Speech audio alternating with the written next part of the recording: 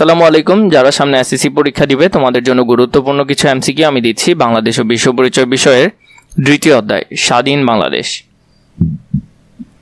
আমরা কিছু অনেক গুরুত্বপূর্ণ এমসিকিউ দেখব যেগুলো পরীক্ষা হুবহু কমন আসবে। প্রথমে দেখো, তমুজউদ্দিন মজলিস কার নেতৃত্বে গঠিত হয়? আমরা জানি অধ্যাপক আবুল কাসেমের নেতৃত্বে এটি গঠিত হয়। অপারেশন সার্চলাইট কি? এটি একটি গণহত্যা ছিল। 3 নম্বরে, যুক্তফ্রন্ট সরকারের মুখ্যমন্ত্রী কে ছিলেন? যুক্তফ্রন্ট সরকারের মুখ্যমন্ত্রী কে ছিল? এ কে ফজলুল হক ছিল মুখ্যমন্ত্রী। জহির রায়হান রচিত উপন্যাস কোনটি? আরেক ফাগুন জহির রায়হানের উপন্যাস। কত সালে 21শে ফেব্রুয়ারি শহীদ দিবস হিসেবে পালিত হচ্ছে? কত সাল থেকে 21শে ফেব্রুয়ারি শহীদ দিবস হিসেবে পালিত হচ্ছে? 1953 সাল থেকে। কার পিতা প্রথম কেন্দ্রীয় শহীদ মিনার উদ্বোধন করেন? শফিউরের পিতা কেন্দ্রীয় শহীদ মিনার উদ্বোধন করেন। ওরা আমার মুখের ভাষা কায়রা নিতে চায় গানটির রচয়িতা কে? আব্দুল লতিফ গানটির রচয়িতা। মুক্তিযুদ্ধ কে পরিচালনা করে? তাজউদ্দিন আহমেদ মুক্তিযুদ্ধকে পরিচালনা করে। 1966 সালে পাকিস্তানের প্রশাসনের চিত্রে কোন ক্ষেত্রটিতে বাঙালির সংখ্যা সবচেয়ে কম ছিল? দেশ রক্ষা ক্ষেত্রে বাঙালির সংখ্যা সবচেয়ে কম ছিল। পূর্ব পাকিস্তানের উন্নয়ন বাধাগ্রস্ত হয়েছিল শাসক শ্রেণীর বৈষম্যের কারণে, পূর্ব পাকিস্তানের জন্য কম বরাদ্দের কারণে, কম আমদানি রপ্তানির কারণে। এটি হবে না, উত্তর হবে 1 এবং 2। মুজিবনগর সরকারের অর্থমন্ত্রী কে ছিল?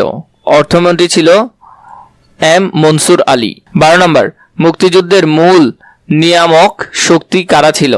এটা ছিল জনসাধারণ। 1971 সালে 25শে মার্চ পৈশাচিক গণহত্যার নাম কি ছিল? গণহত্যার নাম ছিল অপারেশন সার্চলাইট। মুজিবনগর সরকারের প্রধানমন্ত্রীর নাম কি? প্রধানমন্ত্রীর নাম ছিল তাজউদ্দিন আহমেদ। 15 নম্বর, স্বাধীন বাংলা বেতার কেন্দ্র কোথায় স্থাপন করা হয়? চট্টগ্রামে স্থাপন করা হয়। বাংলাদেশের অস্থায়ী সরকার গঠিত হয় কখন? 10 এপ্রিল 1971 সালে। মুজিবনগর সরকার শপথ গ্রহণ করেন কত তারিখ? শপথ গ্রহণ করেন 17 এপ্রিল। মুক্তিযুদ্ধে সরকারের উপদেষ্টা পরিষদে কতজন সদস্য ছিল? 6 জন সদস্য ছিল। ন্যায়পাল পদ সৃষ্টির কথা বলা হয়েছে বাংলাদেশের সংবিধানে কত অনুচ্ছেদে? 77 নং অনুচ্ছেদে। বাংলাদেশের 7ম জাতীয় সংসদ নির্বাচন কত সালে অনুষ্ঠিত হয়? 1996 সালে অনুষ্ঠিত হয়। মুক্তিযুদ্ধ পরিচালনের জন্য গঠিত উপদেষ্টা কমিটির আহ্বায়ক কে ছিলেন?